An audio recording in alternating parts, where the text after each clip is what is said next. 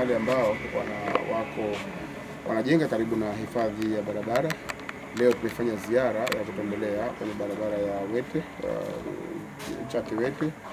ambayo ina urefu wa kilomita 22.2, lakini barabara hii leo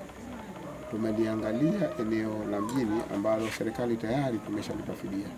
Lakini katika maeneo haya tulikuwa pia tunawashauri wananchi, ilikuwa kama tunatoa notice kwa leo, na tulikuwa tunawataka kuondosha vibanda ambavyo viko karibu na barabara na vile ambavyo wafanya biashara wanasogea karibu na barabara ambayo ni pita vyombo vya moto. Kwa hiyo kama wizara tumeona iko haja kwanza ya kutoa notice, kwa maana ya kuwatembelea, kuwapa taarifa ili waweze kujiandaa wale wote ambao wapo ndani ya hifadhi ya barabara na wanafanya shughuli zao za biashara katika maeneo ya hifadhi ya barabara, ili waweze kuondosha shughuli zao za kibiashara na kupeleka kwenye